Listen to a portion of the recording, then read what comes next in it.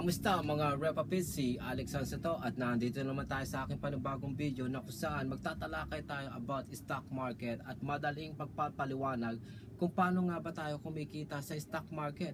Ano-ano ba yung mga way para tayo kumita sa stock market at ano bang pagkakaibahan ng stock investor at isang stock trader? Ano ba ang pagkakaiba nun? Lalo-lalo na yung salitang trader, di ba? Paano ba tayo kumikita dyan? Paliwanag nga natin ng maayos yan. So ngayon, sa video na to, paliliwanag ko ng madali yan. So ganito yan, meron tayong ilang way para kumita sa stock market. Unang-una, yung common at very proven na effective na tayo kikita dito annually ay yung peso cost averaging. Yung pangalawa ay money compounding. Pangatlo, through dividends. Tapos pang-apat ay yung pagiging stock trader, yung buy and sell ka lang all the time, buy and sell ka lang every day. So doon tayo kikita ng pera sa stock market. Ngayon, paano ba nangyayari ang peso cost averaging? Ang peso cost averaging ganito.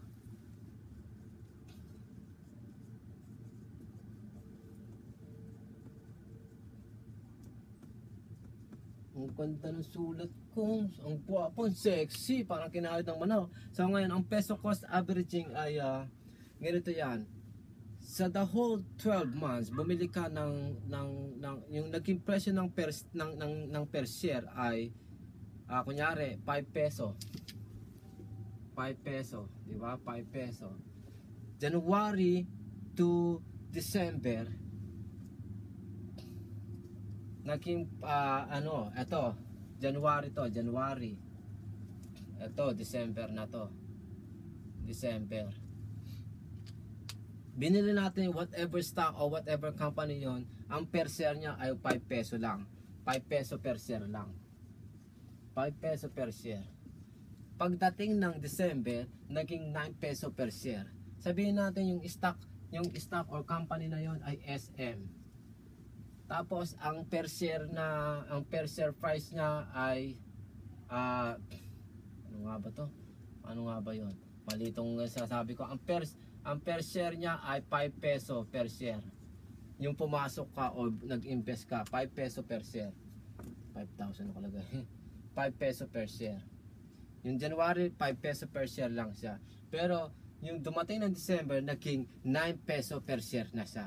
Sabihin na natin mula January to February, bumababa, tumataas, bumababa, tumataas, bumababa, tumataas ang pagkakabili mo. Mangyayari ngayon yung from January to December, bumababa, tumataas yun, yung mga presyo na yun, pagpapantay-pantayin natin yun. Then, halimbawa, sa loob ng isang taon, ang naging calculation natin, ito yung market value price, 9 peso per share. Pero ang naging market value price lang pala natin sa whatever shares na binili natin na bumababa, tumataas, bumababa, tumataas, ay 970 lang, 750 lang pala. O 750. Ngayon, mangyayari naman, masasabi mo, puta, kunyari nakabili ka ng 9,000 shares sa loob ng isang taon, 9,000 shares. 9,000 shares, di ba? Ang naging market value price ng hawak mong stock or ng share ay 9 peso. Pero ang naging total average mo sa loob ng isang taon ay 7 peso and 50 cents lang. So magkano yung yung sukle? Magkano yung sukle? 1 peso and 50 cents. Ngayon, itong 1 peso and 50 cents, halimbawa sa loob ng isang taon, naka 9,000 shares ka, so ita-times mo yan. Ita-times mo yan dito sa 9,000. So magkano magiging pera mo dito? Tingnan natin yung 1 peso and 50 cents times 9,000, it's gonna be 13,500. 13,500 ang naging profits mo. 13,500 ang naging profits mo in 1 year. So ganun yon. Naintindihan nyo? 5 peso a share lang yung pumasok kayo o yung binili nyo itong SM. 5 peso a share lang siya. Yung dumating in December, naging 9 peso a share lang siya. Ngayon, every month from January to December, bumababa, tumataas, bumababa, tumataas ang pagkakabili mo. Ngayon, gagawin mo yun, kahit pabago-bagong presyo, no, pagpapantay-pantay mo yon para makuha mo nga yung average. Na kung saan, sinasabi na lang kunwari natin dito, ang naging average natin ay 7 peso per share. Etong 9,000 shares, 7 peso per share lang ang naging actual value. 7 peso, isang piraso lang nitong 9,000. 7 peso and 50 cents instead of 9 peso per share. Imbis na 9 peso kada isa nitong 1,000, 7 peso and 50 cents lang kada isa. Kaya nangyari ngayon, yung actual market value price nung December nitong SM na 9 peso per share. Pero ito yung average mo, ito yung average mo. So, yung market price ng SM, i-minus natin sa average mo, 750. May matitirang 1 peso and 50 cents. Tapos yung 1 peso and 50 cents, ita-times mo sa whatever shares na na-acquire mo sa loob ng isang taon. Sabihin na nga natin, 9,000 ang na-acquire mo sa loob ng isang taon. 1 peso and 50 cents times ng 1,000 shares na hawak mo equals 13,500 ang naging profits mo. Ang naging profits mo kada isang piraso nitong 9,000 shares na to ay 1 peso and 50 cents. Pero yung the whole profits mo sa 9,000 shares na hawak mo ay 13,500. Ganyan nangyayari ang peso cost averaging. Ngayon sabihin natin kunwari na lang na sa loob ng kunyari sinabi November pa lang, magbibigay kami ng dividends, sabi ng SM, magbibigay kami ng dividends na 10 cents per share. Pagdating ng December, doon binigay yung 10 cents per share. So ang mangyayari ngayon nun, kumita ka na ng 13,500 plus yung 10 cents na dividends, yung dividends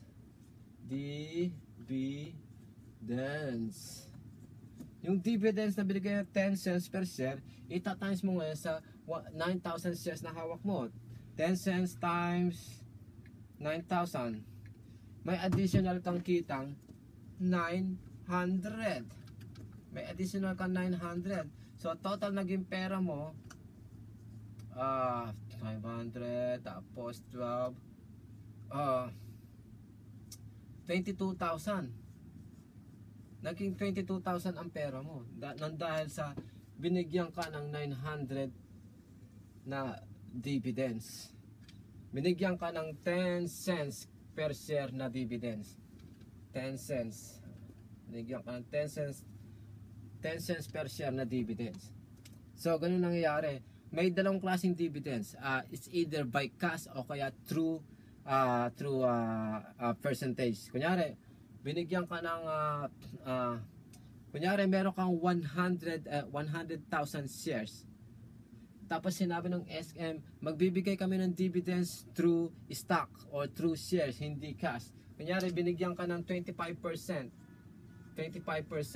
So, meron kang 100,000 shares, madadagdagan ng 25,000 shares. So, yung 100,000 mo, magiging 125,000.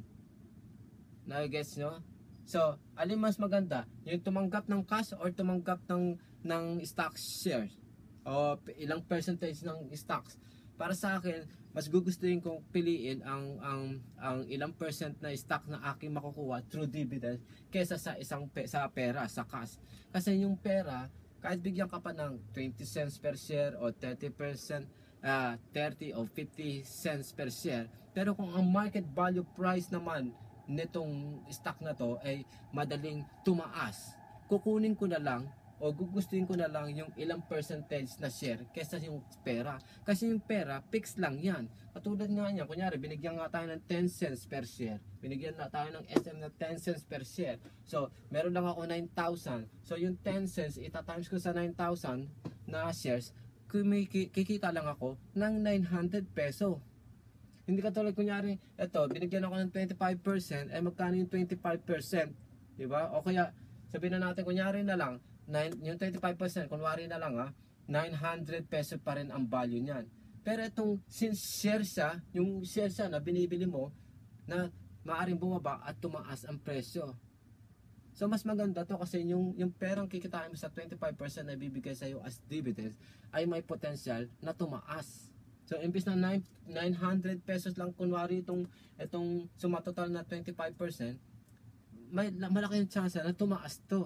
Kasi halimbawa, kunyari katulad niya SM, alam naman natin big time na so tataas ang presyo ng isang company, tataas yung per share nito. So mas gugustuhin mo kunin yung percentage kaysa yung cash. Na-guess yung ibig ko sabihin. So ganun yan, peso cost averaging at dividends. Ngayon, pag money compounding naman, sabihin nga natin ay kumita na tayo ng kunyari na lang, kumita na nga tayo ng yung pumasok tayo sa January, ang SM 5 peso per share. Pagdating ng December, naging 9 peso per share. Pero ang naging average natin sa loob ng isang taon ay 7 peso and 50 cent. So nagkakaroon ng sukle ng 150. Yung 7 peso and 50 cent ay average natin. At yung 9 peso per share ay yung real market value price ng SM. So minus natin yung sa average natin, which is may matitira o may sukling 150 na nagsisilbing profits natin kada isang share. Meron tayo ng 1,000 shares, di ba? So 1 peso and 50 cents times 9,000 shares, meron tayong 13,500 na kita. Meron tayong 13,500 na profits. Ngayon gagawin natin, yung capital natin at itong 13,500 i-reinvest natin. Kunyari binenta na natin itong 9,000 shares natin na kung saan nagkakahalaga ng teka, magkano ba yun? Basta mas malaki ang pera natin dito once na nabenta natin lahat. Kasi ito, profits. Yan, profits, tas yung capital mo. Yung capital mo, tsaka yung profits mo, binay mo uli. Bumili ka uli ng SM, ng ilang libo. And then after that, yung second years, yung kinita mo tong 13,500 to, pagkakaroon uli ng interest. So, ang tawag doon, money compounding na. Yung interest, magkakaroon ng interest. Yung capital mo, tsaka itong kinita mo nung unang year, nire-invest mo. Nilagay mo uli, pinambili mo uli ng SM. Pinambili mo ulit. So, yung interest na 13,500, magkaka-interest ulit. So, money compounding yun. The more na ginagawa mo yun every year, the more na lumalaki ang pera mo. Yan ang money compounding. So, na-cover na natin ng peso cost averaging, dividends, at saka compounding. Yan, compounding. Okay? Peso cost averaging, dividends, and compounding. So, na-cover na natin yan. Ngayon, pagiging stock trader naman. Pagiging stock trader. Ang stock investor, ang gagawin mo dyan, every month, bibili ka lang ng stocks. Bibili ka lang ng maraming share. Magpaparami ka ng maraming share. Monthly, bili ka lang ng bili. Then after that, kunyari, yun nga, within a year, dumami na yung stocks mo. Parang kung ano yung pinakita kong peso cost averaging, ganun ang gagawin mo. Sa loob ng 12 months, or 3 years, or 5 years, saka mo na pag-isipan ibenta dahil maaring ilang libong taang na ang kita mo noon, o maaring millions na. So, ang tawag doon, long time investor, long term investment ang ginagawa mo ron para mas lumaki, ma-maximize mo ang pera mo. So ganun yon. Pag naging stock investor ka, bili ka lang ng bili. Hayaan mo ng 2 years, 3 years, 4 years, 5 years, 10 years. Then after that, saka mo ibebenta. So long term investment ang tawag doon. Kapag pumasok ka sa stock market as investor, ganun ang gagawin mo. Pero kapag ikaw naman pumasok sa stock market as ganito, pag pumasok ka sa stock market as trader, ang gagawin mo dyan, magba-buy and sell ka lang every time, every day, every week, o kaya quarterly, magba-buy and sell ka, mga ganun. Okay, every 6 months, magba-buy and sell ka. Pero sa akin, ako, daily stock trader ako. As in, everyday akong bumibili ng stock. Bumibili, tapos nagbabenta. Bumibili, benta, buy, sell, buy, sell, buy, sell, para mas ma-maximize ko ang pera ko. Kasi, kung magpe-peso cost averaging ako, it will take me like a year para lang masabing kumita ako ng 7%, 8%, 10%, 15%, 20%. Samantalang dito sa pagiging stock trader, yung whatever percentage na pwede kong kitain sa peso cost averaging ay pwede kong kitain in just few days, few weeks, or few months lang sa pagiging daily trader. So paano ko masasabi yon? Sabihin na natin sa loob ng puhunan mo sa peso cost averaging ay 60k. Sabihin na natin sa 60k sa loob ng isang taon ay ang naging ano mo diyan, ang naging profits mo diyan ay 20%. Naging profits mo 20%. Ay hindi pala, 20%. Magkano lang ang 20% ng 60k? Magkano lang yan? 20% ng 60k ay 12,000. 12,000 lang. 12,000. So it's gonna be, pera mo sa loob ng isang taon 72k. 72k isang taon. Namuhunan ka ng 60k, sabihin na natin kumita ka ng 20% sa loob ng isang taon. Yung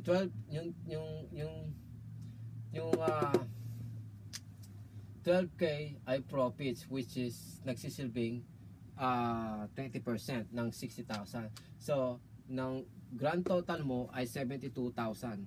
Yung capital mo at saka profits mo na andyan na. 72,000 ka lang sa loob ng isang taon. Ngayon, paikita ko sa inyo, yun 20% yun. Kumita kayo ng 20% kung sa 60 sa 60,000 yung profits. 60,000 yung capital. Ngayon, magkano lang yun?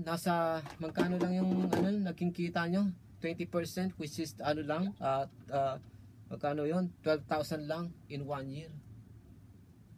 Kahit sabihin pa natin, lakihan natin yan, hindi ka basta kikita ng 50% all the way to 100% in just 1 year sa peso cost averaging. Hindi ka basta kikita. Siguro mga 10, 15, 20, siguro maximum na makuha mo dyan sa loob ng isang taon ay like around 50%. Kung magiging 50% yon, yung 60,000k mong kapital, edi madadagdagan lang yung 30 yun, so magiging 90,000 lang ang pera mo. Di ba? Magiging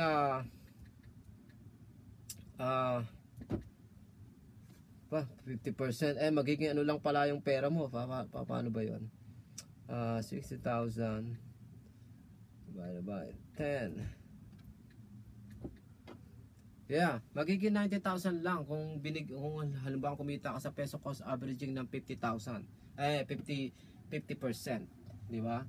Ngayon dito sa sa pagiging daily trader o maging stock trader ka.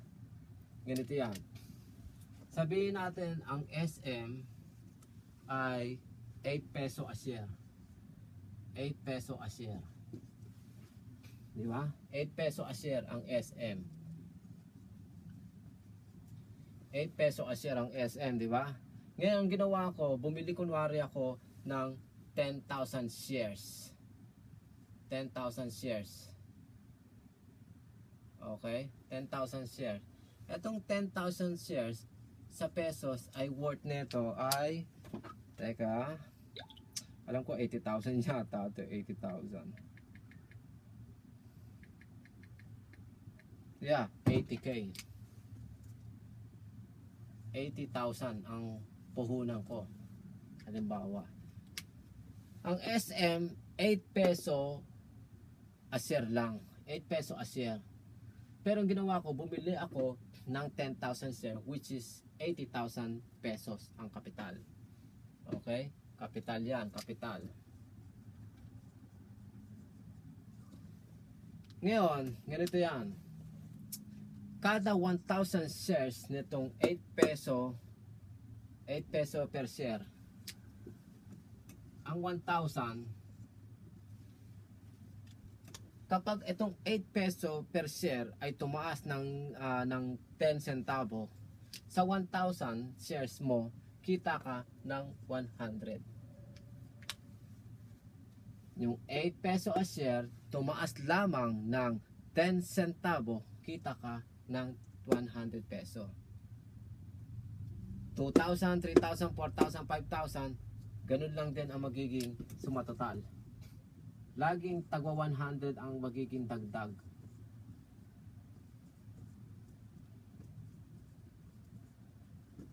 So, meron kang 1,000 shares halimbawa, at yung 1,000 shares na yun, 8 peso per share ang halaga. Which is SM, kunwari nga, 8 peso per share. Bumili ka ng 1,000, tumaas ng 10 centavo lang to, kita ka, kung itong 8 peso, naging 8 peso and 10 cents to, kita ka ng 100 sa 1,000 shares na hawak mo. Kapag meron kang 2,000 shares, kita ka ng 200. Kapag meron kang 3,000 shares, kita ka ng 300. Pag meron kang 4,000 shares, kita ka ng 400. Kapag meron kang 5,000 shares, kita ka ng 500. Guess nyo yun? Kapag meron kang 10,000 shares, alam nyo na. Alam nyo na kung anong magiging pera niyan. Kapag meron tayong 10,000 shares na kung saan, ito, kahit ano pa nga maging value na itong per share na ito eh, basta tumaas lamang ng 10 cents, itong 8 peso, naging 8 peso and 10 cents per share. Meron kang 10,000, magkano ang pera mo o magiging profits mo? 1,000. Alam mo yun? Lumalabas na kinakailangan ko lang targetin o i-aim ang 10 cents.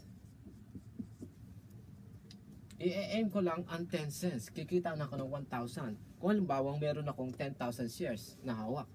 Kung halimbawa ito, sinatalaga ko sa sarili ko, 10,000, bibili ako na itong whatever company na to. Meron akong 10,000.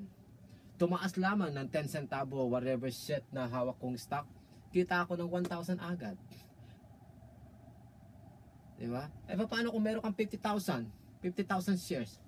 Tumaas lamang ng 10 centavo whatever stock yon o whatever price yon, tumaas lamang ng 10 centavo yon, kita ko ng 5,000. Kung meron akong 50,000, tumaas lamang yung presyo ng pagkakabili ko, tumaas lamang ng 10 centavo, kita ko ng 5,000 kung meron akong 50,000.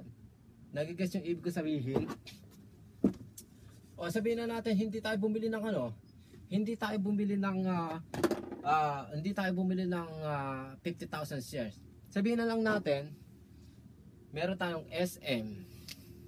Meron tayong Globe. Meron tayong SM, meron tayong Globe, meron tayong PLDT. Tatlong company. Sabihin na natin, SM, Globe, PLDT. Sa tatlong company na yon, meron tayong tag 10,000 shares. 10,000 shares. Diba? Meron tayong 10,000 shares.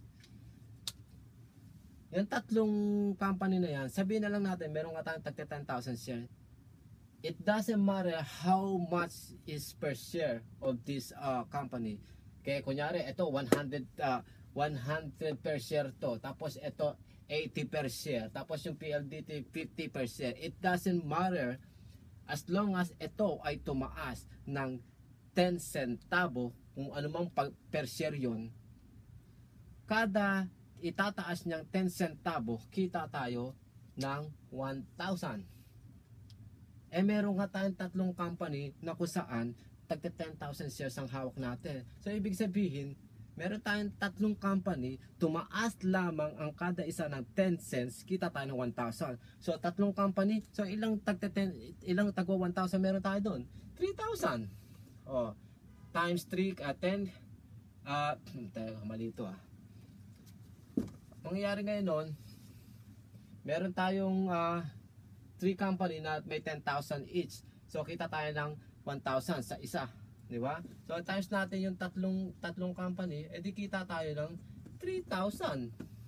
Tatlong company lang hawak natin. In few seconds, ito ang pwede natin kitain. Hindi tayo bibilang ng in few minutes, in few seconds. 3,000 agad kung meron tayong tatlong company. To whatever price ng per share nitong company na to, tumaas lamang ng 10 centavo yon. May tatlo tayong company na kung saan ang hawak natin kada isang company ay 10,000, which is total shares natin ay 30,000. 10,000 sa SM, 10,000 shares sa SM, 10,000 shares sa Globe, 10,000 shares sa PLDT. Pag iyon ay tumaas lamang yung whatever shares na hawak niyan, Kunyari na lang, sabihin na natin na yung SM 10 peso per share. Tapos yung Globe 11 peso per share. Yung PLDT 12 peso per share. Pero lahat yan ay tumaas kunwari ng yung SM 10 peso and 10 cents. Yung Globe 11 peso and 10 cents. Yung PLDT 12 peso and 10 cents. So ibig sabihin kada 10 cents nun, ang sumatotal nun, kita tayo ng 1,000. Tatlo yun, edit kita tayo ng 3,000. Mas madaling i-aim yung ganitong klaseng presyohan kasi yung i-aim natin na kumita ng 1 peso, ng 1 peso per share. Mahirap yun, matagal ma-reach yun, yung 1 peso per share. It will take us few days para lang kumita tayo ng 1 peso, 2 peso, 3 pesos kada isang share. Matagal yun at saka very rare. Pero itong 10 peso lang, 10 cents lang na itataas ng isang kada share, nangyayari to in just few seconds. Kaya kung meron kang kahit 3 man lang na company na may hawak kang 10,000 shares, sa tuwing tumataas siya ng 10 centavo, kita tayo agad ng 1,000. As long as na meron tayong 10,000 shares sa kada company na to, tumaas lamang ng 10 cents, kita tayo ng 1,000. Nagigets nyo? Kita tayo ng 1,000 at itong 10 cents na itataas ng whatever prices of this company, tumaas lamang to ng 10 cents, 1,000, na kung saan nangyayari in just few seconds. Di ba? Eh sabihin na natin meron tayong 5 stocks na ganito din. So mangyari ngayon, kada taas nun, 1,000 lang. 5 stocks na may tagta 10,000 share. So 10 cents lang ang itaas ng 5 stocks na yon, may 5,000 tayo. So everyday, sabihin na lang natin, i-assume na lang natin everyday, yung 5 na yon, kumita lang ng tagta 10 cents. So equals, eto, yung tagta 10,000, tumaas ng 10 cents, 1,000. Eh times 5 ngayon, times 5 shares, so equals 5,000 ang kita natin.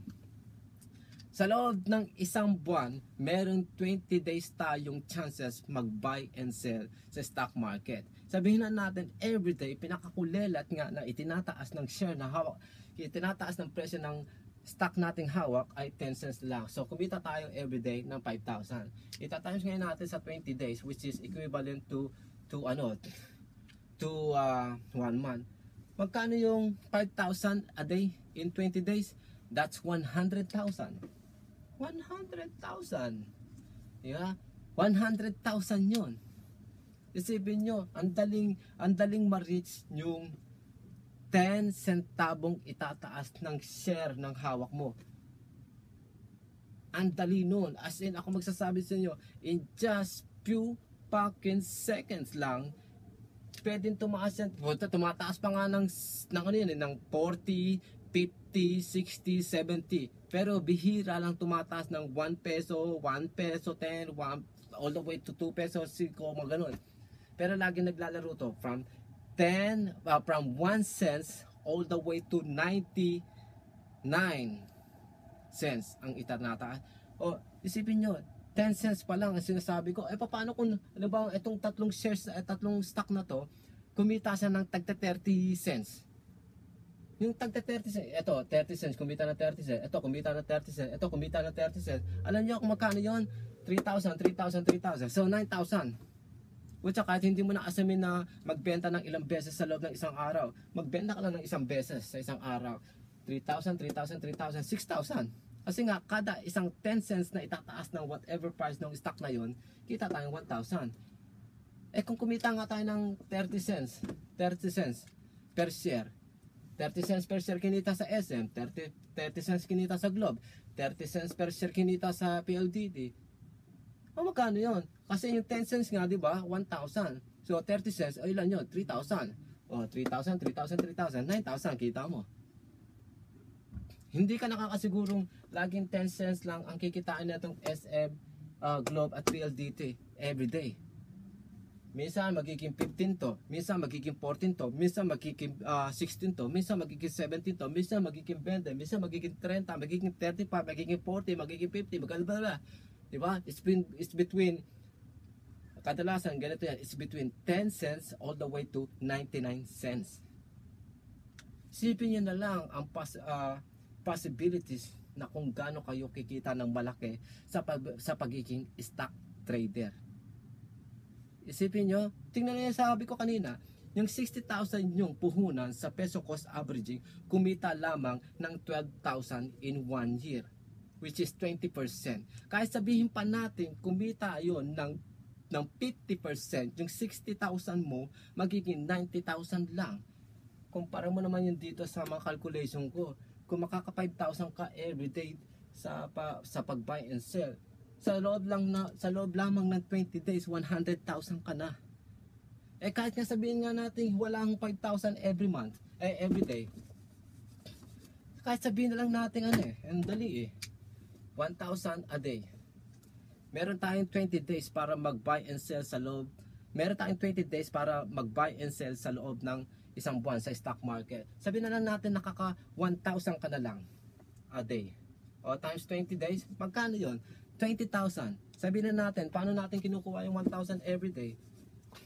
Sabihin na natin, sa everyday, meron lang tayong dalawang stocks, dalawang SM tsaka Globe. Sabihin na natin, meron lang tayong tagpa 5,000 shares dyan, hawak.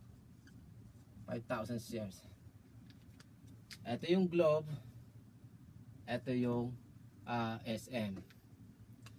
Sa kada 5,000 shares, kapag tumaas lamang ng 10 cents, yung SM tsaka Globe, kita tayo ng 500. Hintay lang natin tumaas ng 5 cents yung SM tsaka Globe, 5 cents, tag 500 ang kita natin, 500. So ito, 500 dito, 500 dito. So that's 1,000 already. So nakaka 1,000 ka everyday, 1,000 times 20 days trading time sa stock market, magkano pera mo? 20k. In 1 month lang. 1 month lang. Alam niyo ba kung gaano kadali or kahirap kitain ang 500 peso sa stock market? Ganyan kadali. Bumili ka ng maraming shares. Bumili ka ng 5,000, bumili ka ng, at least ako, recommended ko, bumili ka kahit anong company yan na big time o na mga blue chips, bumili ka at least 10,000 shares. Para tumaas lamang ito ng 10 cents, kita ka agad ng 1,000. Kung meron kang 5 stocks na tagta 10,000 ang halaga o tagta 10,000 ang shares mo, kumita lamang yung stock na yon, kada stock na yun ng 10 cents, may 5,000 ka. Hindi mo na hangarin na lumagpas pa sa 10 cents ang kitain mo. Everyday na lang, asamin mong kada isang stock na hawak mo, which is 5, 10 cents lang ang kitain. Everyday, kita ka ng 5,000 in 1 month, which is 20 days trading time sa stock market, may 100,000 ka. Ay, maliit na bagay. Di ba? So, ano pipiliin nyo? Peso cost averaging o pagiging stock daily trader? Nag-guess nyo na? So, ganyan kumita ng pera sa stock market. Kung wala kayong nalalaman o hindi kayo nagsasaliksik about things, kung hindi natin binabalyo ang ating time at hindi natin ito ini-spend wisely, wala kayong makukuha some kind of information tulad ng mga tinuturo ko rito. Isipin ninyo, ang panahon ng ating mga lolo, lola, mga magulang, iba yung generation nila na kusang wala silang much access tulad ng access na nakukuha natin ngayong generation natin. Mahiya-hiya naman tayo na halos sinasampal na sa pagmumukha natin yung mga access o mga things na yan na kinakailangan natin para mapaunlad ang buhay natin, para magkaroon ng value natin at para tumaas ang antas ng buhay natin.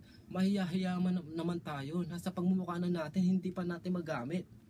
Diba? So katulad na lang neto, marami nagtatanong, Alexonse, ano ba? Parang pili ko mas maganda yata peso cost averaging yung PCA. Parang nakakatakot yan kasi sugal yan. Hindi ko alam kung paano ko i-monitor ito ganyan ang isang company. Paano kung nag-invest ako doon biglang bumagsak. Ito masasabi ko sa inyo, i-value nyo ang inyong time.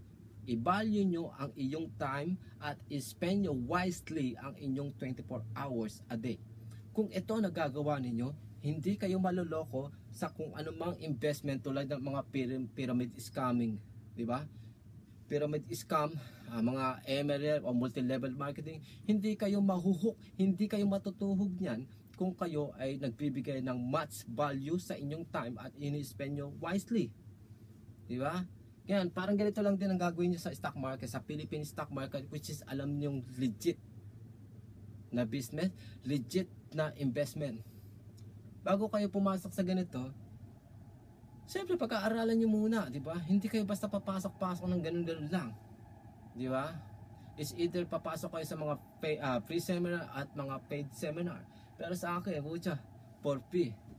Yung mga sinasabi ko rito, mga tinuturo ko, pang paid seminar, pero binibigay ko sa inyo for free. So, you gotta do your homework para magkaroon kayo ng mas magandang antas ng buhay. Katulad nito, kung hindi nyo nalalaman yung differences ng peso cost averaging sa pagiging daily stock trader, mamimiss nyo na kumita sana kayo ng malaki. Diba? Mamimiss nyo yung chances na sana kumita kayo ng malaki. Tsaka isa pa, kung isipin niyo, yung pinaliwanag ko sa peso cost averaging at yung pinaliwanag ko dito sa pagiging stock trader, iisa lang yun. Anong nangyari? Yung peso cost averaging na isang taon pataas ang hinihintay mo para kumita ka ng 20%, 50%, ang ginawa mo sa pagiging stock trader, pinaikli mo yung panahon, which is only up to 1 day. 1 day, 1 week, 2 weeks, or 1 month man lang, napapaikli mo yung panahon mo para kumita ka ng that much money. Diba? Na 20%, 30%, geto ganyan, ng whatever pera mo. Kung meron kang 60,000, iba mo ng ilang libong shares na to. And then after that, asamin mo kahit man lang maka 10 cents na tubo yun, panalo ka na ng 1,000. Basta't meron kang 10,000 shares na hawak. Tumaas lang ng 10 cents yun, panalo ka ng 1,000. Ang lupit pa nun, pag kunyari, pagpasok ng pagbukas ng stock market, 9:30, bumili ka, di ba? Bumili ka. Tapos, pagkabili mo, hinintay mo lang na tumaas ng 10 cents, o benta mo. And then, pagkabenta mo, edi bumili ka uli. Tapos, ibenta mo uli. Hintay mo lang na tumaas ng 10 cents, ibenta mo uli. Pwedeng mangyari yung kahit na isa o dalawang stock lang hawak mo, pwedeng makabenta ka ng ilang beses sa loob ng isang araw. Between 9:30 to 12 o'clock na bukas ang stock market. Okay, pwedeng between 1:30 to 3:30 ng tanghali o hapon na bukas ang stock market. Pwede kayo makabenta ng ilang beses nitong SM, Globe, PLDT, tapos meron kayong 10,000 share. Makatatlong beses kayo na nabenta to na kung saan kumita lang kayo ng 10 cents kada isa. Tatlong beses. So, tatlong beses tagwa 1,000. That's 3,000. At tatlong beses kayo 3, 6, 12. 12,000 ang kita nyo sa loob ng isang araw. Di ba? Tatlong beses mo nabenta tong SM o tatlong beses kang kumita ng tagta 10 cents, that's 3,000. Kumita ka tatlong beses sa Globe ng tagta 10 cents, that's 3,000. Kumita ka ng tatlong beses uli ng tagta 10 cents sa PLDT, tatlong beses kang nag-buy and sell, 3,000. So magkano yon? 3, 6, 9 o 9,000. 9,000. Pwedeng mangyari yung between 9:30 all the way to 12 o'clock o kaya 1:30 all the way to 3:30 na kung saan magsasarado yung stock market. So ganun yun. Hindi mo kinakailangan ng too much money, milyones para kumita ng malaking pera dito o ilang libo. Wala kayong pangpuhunan ng 100,000. Wala kayong pangpuhunan ng 50,000 pesos. Wala kayong pangpuhunan ng 25,000 pesos. At wala pa rin kayong pangpuhunan ng 15,000 pesos o 10,000 pesos. Well, ito ang good news. 5,000 pesos makakapag-start na kayo rito.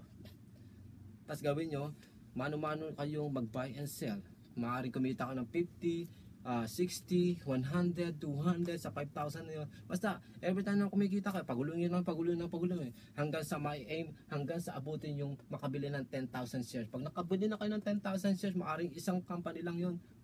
Tumaas lang ng 10 pesos yung kita kayo 1,000. So makailang beses lang kayo nun, makakabili na naman kayo ng pangalawang stocks ninyo na kung saan i-aim nyo naman maka 10,000 shares uli para dalawang stocks na ang pagkakakitaan nyo na tumaas lang ng 10 cents, may kita na kayong 2,000 every time na tumataas ng 10 cents yung kada isang stock na yon.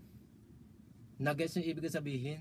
So ganun yun, naman na lumalaki yung kinikita mo, di ba? Yung pangalawa, meron ka ng stocks. Kunyari, SM binili mo, kumita ka ng kumita at nakailang libo ka na. So bumili ka ng Globe.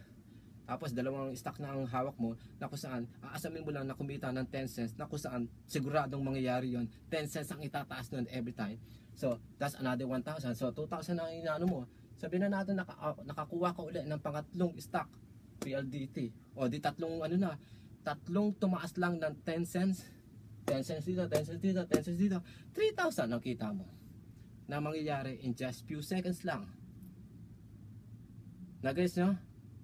Kung pili nyo interesting at informative itong video na to, i-click nyo yung like button at saka i-share nyo itong video ko at saka i-click nyo na rin yung subscribe para na sa ganun makagawa pa ako ng mga ganitong klaseng video na hindi nyo basta makikita or matututunan. Kung matutunan nyo man to kadalasan sa mga paid seminar. Sa mga pre-seminar, hindi pa nila masyadong ituturo to dahil sa siyempre mga basic stuff lang ituturo sa inyo. Alam naman ituro agad sa inyo to na super masyadong mainit para sa inyo i-handle. Siyempre, ipaliliwanag muna sa inyo yung basic. Kasi kung yung pinakapuso na ng stock market ay tuturo sa inyo, sasampal sa inyo, wala kayong maintindihan. Magno-nosebleed lang kayo. Di ba? So sa pamamagitan ng pag-click ng like button na yan, at pag-share ng video ko, at pag-subscribe ng video ko, lagi-lagi nyo nang mapapalood ang mga things na tulad nito. From the start, ano ba yung stock market? Ano ba yung investor? Ano ba yung trader? O nga pala, nasabi ko yan, ang investor, ibig sabihin nun, mag-i-invest ka ng pera at tapos patutulugin mo yung pera mo and then maghihintay ka sa mahabang panahon para lumaki yung pera mo, manganak ang pera mo. Ang trader naman, ibig sabihin ng trader, tagpalit, pagpalit ka. Nagpapalit ka ng food and services mo. Parang ganoon ang dating yung yung trader. Kumbaga, yung stock, ita-trade mo for money. Yung money, ita-trade mo for stock. Alam niyo yun? Kumbaga, trade. O, ito, trade ko sa iyo to. Ano ba yung phone mo? No, kuya. Ito, trade ko sa iyo. Samsung Galaxy Note 3. Parang gano'n, di ba? So, nagte-trade ka. Nagpapalitan kayo. So, ibig sabihin yun, kunyari, pag sinabi sa yung eBay trader ka, ibig sabihin, nagba-buy and sell ka ng mga stock. So, ganun lang din yun sa stock market. Pag sinabi mong stock trader ka, nagba-buy and sell ka ng stocks. Hindi ka nagba-buy and sell ng gamit o food. Nagba-buy and sell ka ng stock. Nagba-buy and sell ka ng parte ng company na SM, Globe, PLDT, Jollibee. Nagba-buy and sell ka ng mga stock or shares ng mga company. Yan ang ibig sabihin ng pagiging trader. O yung stock trader. Nagbebenta ka ng mga shares of stocks. Binebenta mo yan in exchange for money. Nagba-buy and sell ka, in exchange mo itong mga shares of stock in exchange of money to gain profits. Yan ang ibig sabihin nun. Pag stock investor ka naman, naglalagay ka ng pera doon na kung saan hindi mo naman totally kailangan yung pera mo na yon na kung saan willing kang matulog ng mahabang panahon ng pera mo ron at later on i-withdraw mo. Kunyari, sinatalaga mo yung pera mo na yun, hindi ko kailangan tong pera na to at kahit matulog ng 3 years to dito, I don't care who give a fuck, di ba? Talagay mo doon, then after that, pagdating ng 3 years, babalik ko, ay putang ina, laki na tong pera ko. Di ba? Yun yung yun ang pagiging stock investor. Pero pag yung pagiging stock trader, araw-araw, oras-oras na may stock market, buy and sell. Kumbaga para ka nagtayo ng isang negosyo. Nagtayo ka ng tindahan, inaasa mo kumita ka ng at least 500 peso a day. So, sa pamamagitan ng stock trader, maglagay ka lang ng pera mo at yung pambenta mo, yung stocks, yung shares of stock. Wala kang panindang chicharia, tubig, soft drinks, yosi, walang ganon. Ang paninda mo, yung stocks of shares. Ganun yun. Kunyari, nagtayo ka ng cellphone shop o cellphone store na kung saan nagbebenta ka ng kung ano cellphone. Diba? Imbis na pumasok ka sa stock market na kung saan ang pambenta mo ay yung binebenta mo mga stocks of shares ng company. Diba? Imbis nagbebenta ka ng mga kung anong klaseng model ng cellphone o mga accessories dito sa stock market, para ka lang nag-open ng negosyo na kung saan ang pambenta mo yung shares of stocks. Diba? Hindi mo na kailangan magpunta ng palengke para makakuha ng fresh na gulay, para makakuha ng wholesale retail price ng mga paninda mo sa tindahan. Hindi mo na kinakailangan kumontak pa ng kung sino sa abroad para makakuha ng mas mga murang gadgets na i-buy and sell mo. Dito, maglagay ka lang ng pera at iyon na ang magiging material mo para paninda. Para ka nagbukas lamang ng isang negosyo na kung saan ikaw ang boss at ikaw din ang parang nagiging parang nagiging empleyado. Kasi maglalagay ka ng pera doon, tapos titignan mo, pag-iisipan mo kung itataya mo ba ang pera dito sa isang company na to o hindi. O kaya totally tamang di ba? Ganun lang 'yon. Taya ka dito, tapos hintayin mo ng ilang minuto, ilang segundo, ilang araw, kikita yan. Pero usually everyday kumikita ka. Everyday may alak talaga ng chance na kumita ka. So ganun 'yon. Talagay mo yung pera mo dito. Magandang paninda to. Siguro alam ko bebenta to. Bilhin ko tong Jollibee. Bilhin ko tong Meralco. Bumili ako ng stocks of shares ng ng Globe dahil alam ko kilala tong Globe na to eh. Bumili ako ng stocks of shares ng Ayala Land dahil alam ko big time to eh.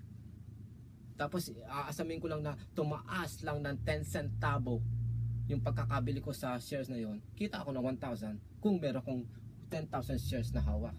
Kada 10 centavo na itataas, may kita akong 1,000. Kung meron akong 5 stocks na taga 10,000 ng shares, kumita lamang ng 10 cents kada isa noon, 5,000 nakita ko. Kung meron akong 10 stocks, 10 company, tumaas lamang ng 10 cents ang kada isang company na yon, meron akong 10,000 na maaari mangyari within few seconds. Sabihin na natin, pinakamaalat mong panahon, sa loob ng isang araw, kumita ka ng 10 cents lang kada isang stocks. Jollibee, McDonald's, kunwari, geto ganyan, tagta 10 cents. Magkano yon? 1,000. Kung meron kang 10,000 shares, sa kada isang company, sa 10 na yon, that's 100,000 shares. Diba? Pag tumaas lamang ng 10 cents yon, kita ka ng 10,000 pesos. Na pwede mangyari in few seconds, na kung saan pwede mangyari, hindi lang once, hindi lang twice, hindi lang 3 times, kundi ilang beses. Depende sa kung paano ka nagbabuy and sell.